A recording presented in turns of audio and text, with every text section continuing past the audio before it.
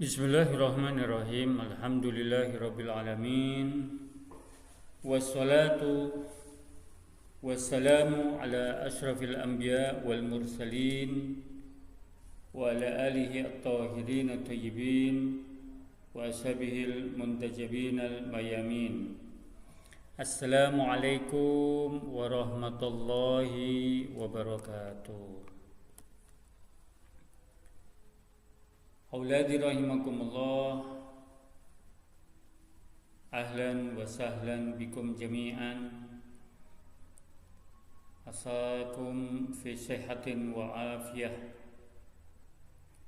Sabbahakumullah bi khairin wa afiyah. Anak-anakku, alhamdulillah Allah pertemukan kita kembali untuk melakukan satu kegiatan, satu perbuatan yang insya Allah akan mendapatkan ganjaran di sisi Allah, yang akan menyebabkan keridhaan Allah, yang akan membawa keberkahan dalam hidup kita dan kebaikan. Auladi, pada pembahasan yang lalu kita membahas tentang ikhlas. Apa arti ikhlas dan seterusnya. Sebagaimana Ustaz sudah jadikan, pada pembahasan kali ini kita akan membahas tentang beberapa cara dan tips untuk memperoleh keikhlasan. Bagaimana agar kita bisa berbuat sesuatu itu dengan ikhlas? Apa yang harus kita lakukan agar kita jauh dari perbuatan riya? Ada beberapa cara yang insya Allah kita akan bahas pada pertemuan kali ini. Yang pertama, jika kita ingin melakukan satu perbuatan dengan ikhlas, hendaknya kita memperkuat iman dan pengenalan terhadap Allah Subhanahu wa ta'ala. Jika keimanan kita kuat, makrifah kita kepada Allah kuat, yaitu iman kepada seluruh sifat-sifatnya yang tidak terbatas, khususnya sifat-sifat yang layak dicintai dan disembah hanyalah Allah. Maka jika keimanan ini kuat, tidak akan menyisakan di dalam hati seseorang ruang bagi kemusyrikan, bagi kekufuran, bagi kemunafikan dengan segala bagian-bagiannya. Karena yang ada di dalam hatinya hanya Allah. Setiap dia ingin melangkah, langkahnya hanya karena Allah. Setiap dia ingin melakukan sesuatu, dia niatkan untuk Allah. Bahkan dalam hal-hal yang mubah pun, dia lakukan hal tersebut. Dia niatkan untuk Allah. Orang ketika makan diniati untuk ibadah kepada Allah. Sehingga di dalam hatinya tidak ada ruang bagi kemusyrikan, kekufuran, kemunafikan. Ditambah ketika kita mengenal Allah SWT dengan segala sifatnya. Kalau keimanan kita kuat, kita mengenal Allah dengan segala sifat-sifat Allah, maka akan muncul di dalam hati kita sifat takut. Takut dengan artian bukan takut yang sifatnya pengecut, bukan. Kita takut kepada Allah SWT. Rendah hati, tawadhu. Dia akan berpikir, apa yang saya lakukan ini akan mendatangkan satu nikmat atau nikmah. Nikmah atau nikmah. Nikmat atau justru musibah. Apakah akan mendatangkan azab duniawi dan ukhrawi? Apa yang saya lakukan ini nanti menyebabkan saya tidak ada kesempatan untuk bertemu dengan Allah nanti di hari kiamat. sehingga nanti akan muncul dari rasa-rasa tersebut, rasa takut dan ikhlas akan diperoleh oleh manusia. Nah, yang kedua, setiap ibadah yang dilakukan oleh seseorang itu dia memiliki nilai di sisi Allah SWT. Setiap ibadah yang dilakukan oleh manusia dia memiliki nilai plus ataupun negatif. Kalau itu kebaikan, nilainya plus. Kalau itu keburukan, negatif. Kita pikirkan tentang nilai ikhlas. Ikhlas itu adalah perintah Allah. Bukan hanya kepada agama Islam saja, tetapi pada agama-agama secara keseluruhan. Kita bisa lihat dalam surat Al-Bayyinah, wa ma umiru illa liya'budullaha mukhlishina lahuddin hunafa. Padahal mereka tidak disuruh kecuali supaya menyembah Allah. Dan ketika menyembah Allah itu bagaimana? Dengan memurnikan ketaatan kepadanya dalam menjalankan agama dengan lurus. Memurnikan ketaatan kepadanya itu apa? Hanya karena Allah, mukhlisin. Dia ketika menyembah kepada Allah, dia lakukan itu hanya kepada Allah. Tujuannya kepada Allah, bukan kepada selain Allah, bukan ingin mendapatkan pujian dari orang-orang. Sehingga ibadah yang dia lakukan memiliki nilai lebih. Nah, di samping itu ikhlas itu adalah anugerah tersembunyi ilahi pada kekasihnya. Orang yang bisa mukhlis berarti dia sudah mendapatkan anugerah daripada Allah. Anugerah yang tersembunyi kepada kekasihnya. Di samping dia mendapatkan anugerah, dia termasuk kekasih Allah. Bisa antum merujuk dalam Mi'raj Al-Sa'adah, hadis qudsi halaman 489. Ikhlas akan mengantarkan manusia untuk bertemu dengan Allah, menyebabkan manusia terlepas dari perhitungan di hari kiamat. Ketika dia melakukan segala sesuatu dengan keikhlasan, maka dia akan cepat bertemu dengan Allah, akan cepat melewati sirat Allah. Dalam surat As-Saffat, kecuali hamba-hamba Allah yang dibersihkan dari dosa. Apa hubungan dibersihkan dari dosa dengan keikhlasan? Orang yang dibersihkan dari dosa, orang yang tidak memiliki dosa adalah termasuk orang yang ikhlas. Dia melakukan sesuatu karena mengharapkan Allah, sehingga dia bersih dari dosa. Karena orang yang melakukan sesuatu bukan karena Allah, dia termasuk menyekutukan Allah. Ketika dia menyekutukan Allah, maka dia berarti telah melakukan satu perbuatan dosa. Di samping itu, ikhlas akan membuat manusia memperoleh ganjaran-ganjaran yang tak terhitung. Yaitu di mana? Di akhirat nanti. Karena setiap apa yang dilakukan manusia, baik atau buruk, akan mendapatkan ganjaran.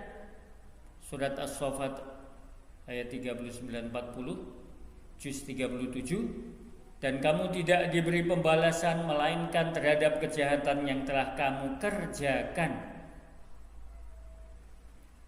Semua kejahatan yang dilakukan akan mendapatkan balasan dengan siksa Allah, kecuali hamba-hamba Allah yang dibersihkan dari dosa. Mereka akan terselamatkan dari azab itu. Hamba-hamba Allah yang dibersihkan dari dosa, hamba-hamba Allah yang mukhlisin, mereka akan jauh daripada azab Allah, siksa Allah di akhirat nanti. Karena dia hanya melakukan untuk Allah, karena Allah. Dan yang terakhir dari pembahasan yang kedua, dan menyebabkan setan tidak dapat menguasai. Setan itu akan menguasai orang-orang yang dia jauh daripada Allah. Tetapi ketika seseorang dia melakukan sesuatu karena Allah, maka setan tidak akan bisa menguasai hatinya. Dalam surat Al-Hijr juz 15 ayat 40, kecuali hamba-hambamu yang terpilih di antara mereka. Siapa hamba-hamba Allah yang terpilih? Hamba-hamba Allah yang terpilih adalah hamba-hamba Allah yang mana ketika dia beramal lillah, mukhlishan lillah, karena Allah. Yang ketiga, bagaimana supaya kita bisa melakukan sesuatu itu dengan ikhlas? Kita pikirkan tentang berbagai kerugian apabila tidak disertai dengan keikhlasan. Bagaimana sih kalau perbuatan yang tidak disertai dengan keikhlasan? Kerugian apa yang akan kita dapatkan? Kalau kita lihat dalam hadis-hadis yang banyak sekali yang berkaitan dengan riya atau tidak ikhlas, itu dapat disimpulkan bahwa riya dan tidak ikhlas merupakan sejenis kekufuran, kesyirikan, kemunafikan, kelicikan terhadap Allah SWT.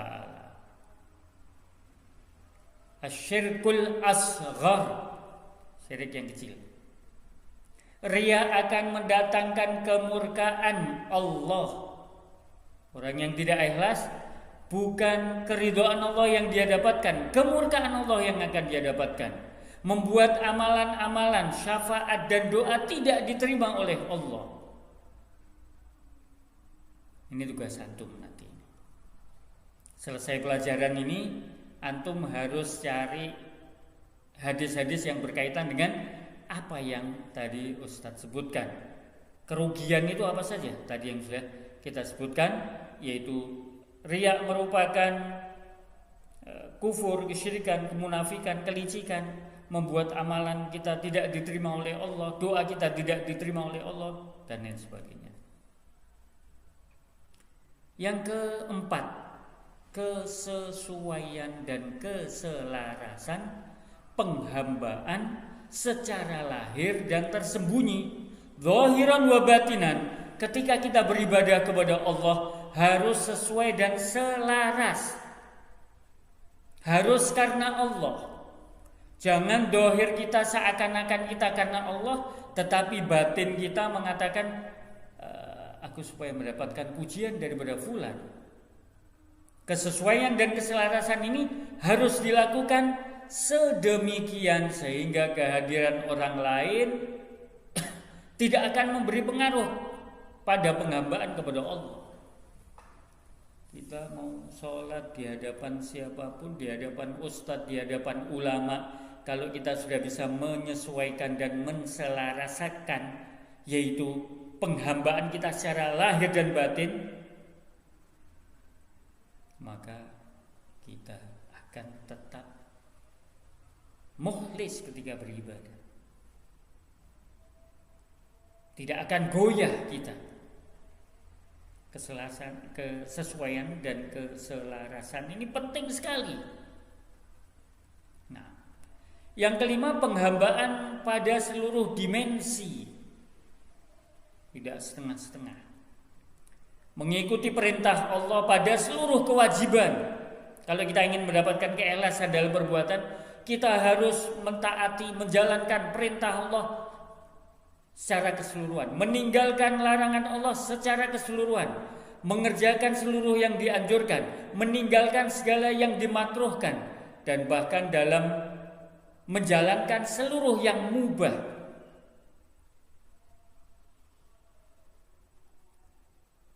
Contoh, di satu saat kita mengerjakan sholat, tapi pada saat yang sama kita memiliki sifat hasad, dengki, menggunjing, Demikian juga pada hal-hal yang berkaitan dengan masalah keyakinan dan amalan agama. Kita sholat, kita puasa, kita melakukan ibadah-ibadah yang lainnya, tetapi kita juga harus meninggalkan larangan-larangan Allah yang lainnya. Kita juga melaksanakan perintah-perintah Allah yang lainnya. Jangan kita dalam satu sisi sholat kita baik, tapi hati kita kotor, kita suka menggunjing, hasad dan lain sebagainya.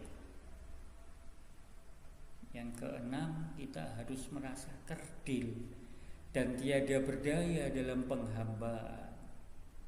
Seorang hamba selagi dalam penghambaan dan keikhlasan, maka ia akan melihat dirinya tidak berdaya dalam menunaikan penghambaan dan keikhlasan kepada Allah.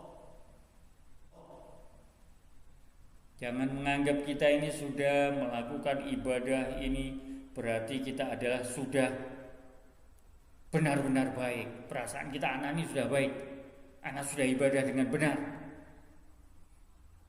Ada harus dalam hati kita